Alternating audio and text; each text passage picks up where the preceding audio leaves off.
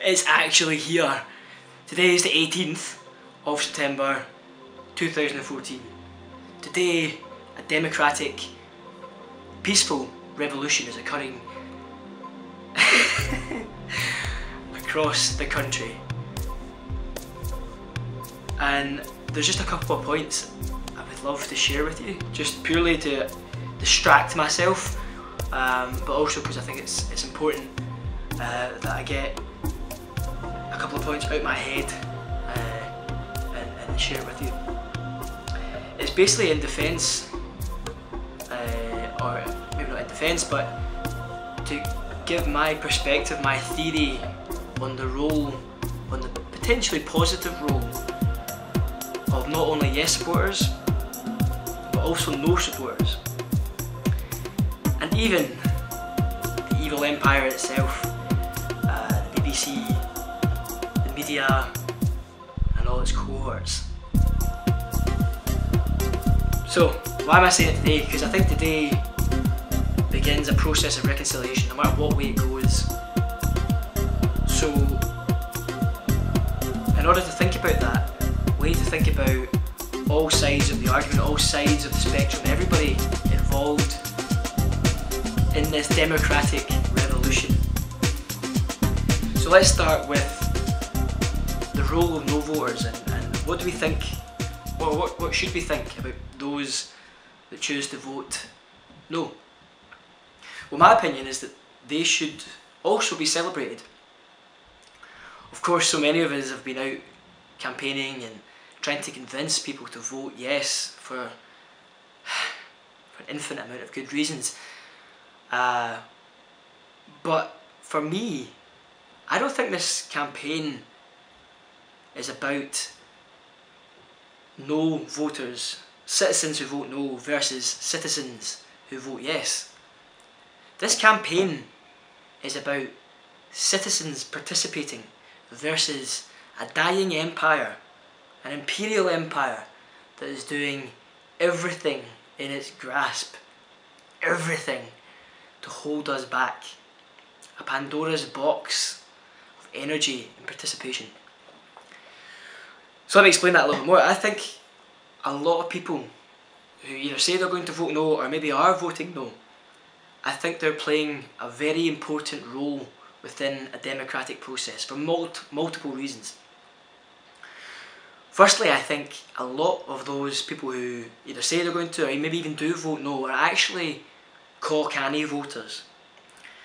Now, a cock-canny voter for me is someone, it's a Glaswegian, it's a Scottish term, and it's something that we should celebrate. Because what it is it's people that see a vision and they say, right, it sounds good, but it sounds almost too good to be true. Now, those people need to be celebrated because what those people are doing is they're realising the potential that post-referendum, if we do all vote independence, a lot of those people are realising the potential for, in that power vacuum that comes from freedom, the potential for a new empire, a new fledgling empire to come out of that. If we look at the history of all revolutions, every revolution is successful for a point, but every revolution creates a new empire, it creates a new imperial force who tries to equally control our minds, our physical bodies and our souls.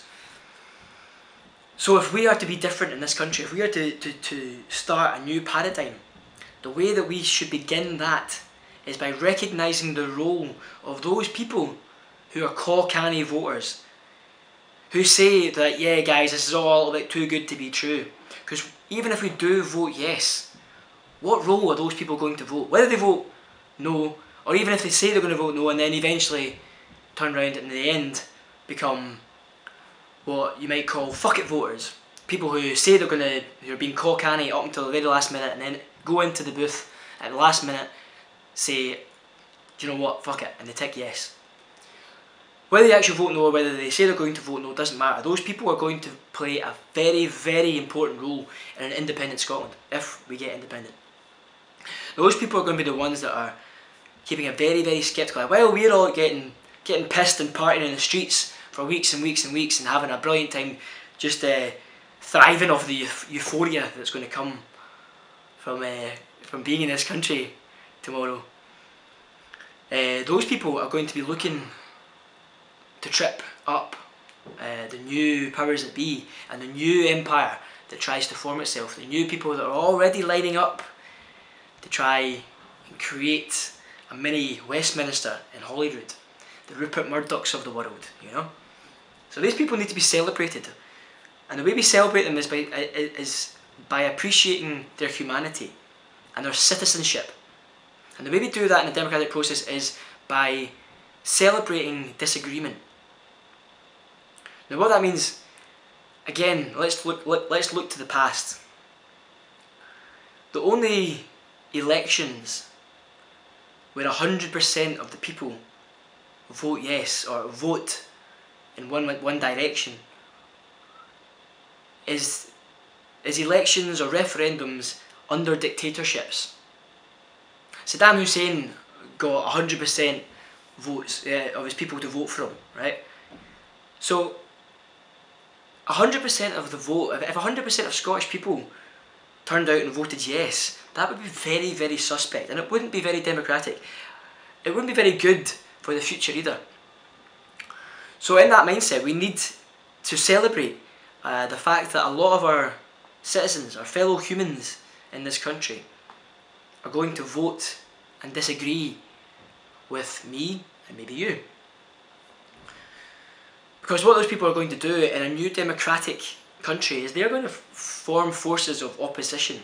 Now, opposition is the key to a healthy and thriving democracy.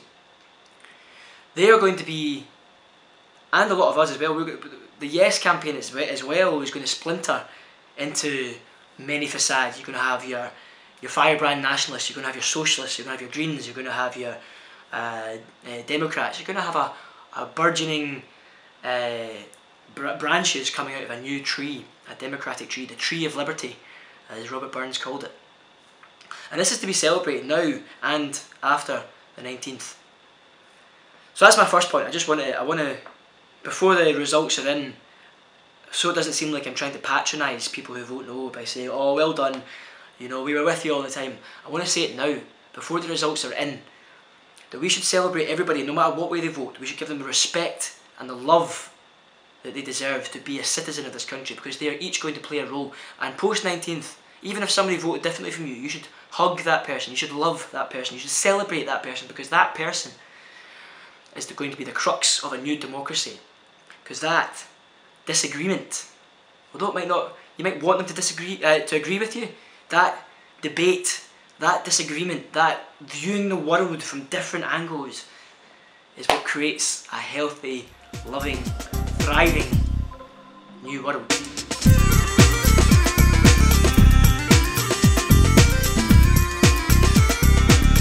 only other thing I really want to say really quickly is just a wee word about the mainstream media and all its wonderful bias. See, a lot of people have been getting very angry about the BBC and Nick Robinson, and not just them, but the entire printed press, the entire establishment and its information outlets. But for me, I'm very happy about it. I'm overjoyed at how they've dealt with the whole thing. Can you think about it? If they were impartial, if such a thing exists, if they did try to present both sides of the argument equally, in an independent Scotland, we would still look to them as sources of authority for information. We would still look to our old masters in the BBC and in the Telegraph and in all these other places as a valid source of information. What this blatant campaign of bias and manipulation has done is it's forced everybody in Scotland and around the world who've been involved and interested in this campaign to think for yourself. And one of the most beautiful things it's done is it's decentralised information. Now, it's not just, politics isn't just about, or independence isn't just about politics. It's not just about moving a power structure from one parliament to another. True independence is about the decentralisation of all power structure in the most And what is power if not information? So I love the fact that the BBC have been so biased. It's been great. So we should celebrate that fact as well. We should not only celebrate no voters, we should be celebrating the fact that the mainstream media has been so unbelievably biased. Because what it's done is it's forced us to think for ourselves, it's forced us to go online, it's forced us to look to our peers, to get out in the street, to talk to each other, to decide for ourselves. So in independent Scotland, let's keep that up. Let's realise that independence isn't just about having a new parliament. It's about thinking for ourselves and celebrating discussion, debate and different opinions. And coming up with our own voice, but at the same time still listening. So anyway, one last message today, just make sure you get out and vote. Vote whatever way you feel you want to vote. Vote with your heart and your mind and your soul, but just vote. Make sure everyone votes today. The registration's at 97%. 97% of all eligible people. That's incredible, right? In Quebec, 93% of people that were eligible to vote voted. Let's see if we can outdo that. Let's see if we can get it even bigger than that. So whatever happens today, tomorrow the world will look at us and they will see a democratic mandate that nobody can deny. Peace.